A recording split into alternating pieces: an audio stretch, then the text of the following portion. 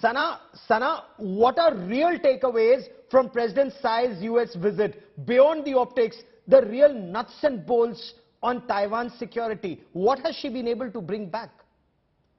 I think it's already been established that Taiwan has got the bipartisan support from the US, and I think the meeting between President Tsai and McCarthy has established it again. But also, if you look at the exercises, now we have also seen how the US has conducted one in the South China Sea, and how Japan has scrambled jets to monitor the activities of Shandong. So Taiwan has definitely got support. There's more determination in Taiwan, and I feel US has played an important role in that context. Oh, US has played an important role. General, is it your appreciation that the US may be distracted by what's happening in Ukraine? Kiev, I mean, reports, you saw that leaked Pentagon report that said that Ukraine is running short of weapons, Ukraine is running short of systems. If the US is unable to provide weapons and systems to Ukraine, will the US have enough stocks to be able to help Taiwan should the balloon go up? I think US has the wherewithal, and there are different US commands which are responsible for the different areas. So the Indo-PACOM has not been touched as far as Ukraine is concerned.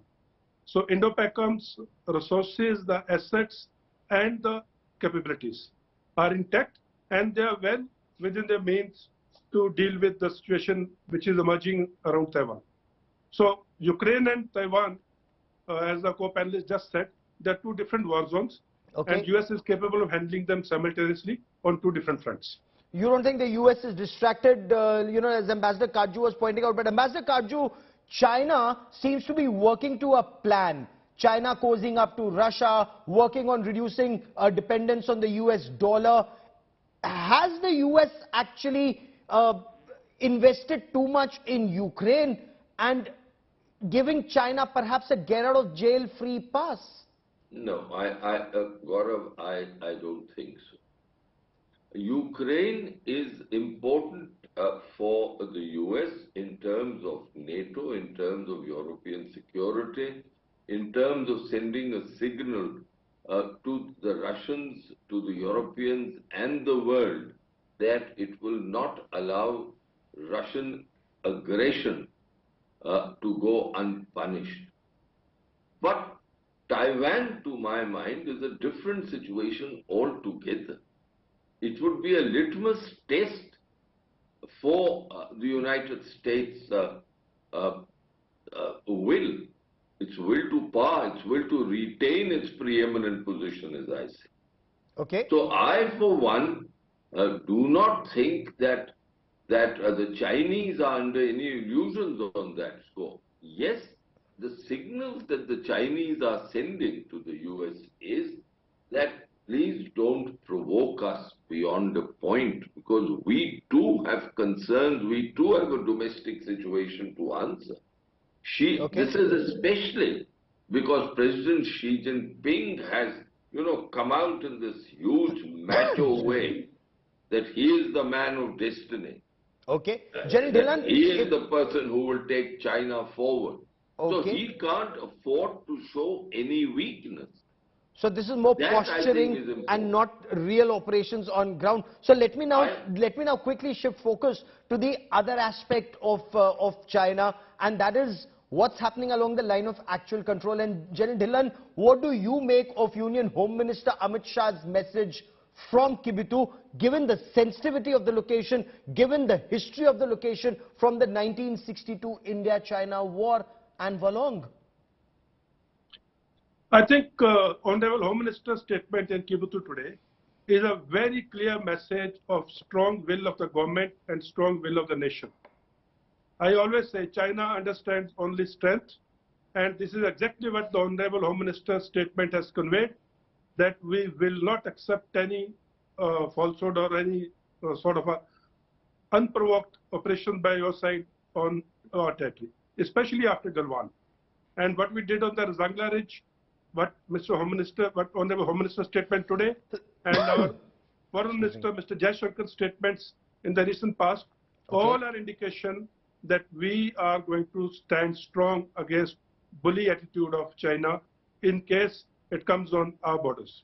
Okay, Ambassador Katju, the tension with China that started from from Doklam in 2017 escalated through Galwan 2020, and this is now the third summer of deployment since Galwan. China too has committed over 50,000 troops along the other side of the line of actual control. Is this then the new India-China border in Ladakh, and do you see more tensions in coming months and years then? Yes, I do see more tensions from time to time because the understandings of the 1990s are no longer applicable, and correctly, Minister Jaishankar has said repeatedly that normalcy with China, Indo-Chinese relations, cannot be restored as long as the LAC remains under great pressure from the Chinese. Now, 2 points I'll make. I think what the Home Minister said today was absolutely appropriate. And the message that he was conveying to China is that please don't think that India today in 2023 is the India of 1962. Don't think of that. That is something that China would take away. But, and this is the important point, rhetoric and statements have to be matched by activities on the ground. Ultimately, and I'm sure my colleague, the general on the panel, would agree with me, that when assessments are made by armies and by generals, they see the actual situation on the ground. Absolutely. And the potential for activity on the other side. And perhaps now, China, if it war-gamed it incorrectly, has it got a reality check? One sentence, if you allow me to add. Go on, sir. Over the years since Galwan, we have shown at great expenditure. And that is the important point. And I think that is what the Chinese have always wanted. Because their economy is much larger than ours, and they say that, yes, we are doing all this, you have to spend more money. We are doing that. We have no option.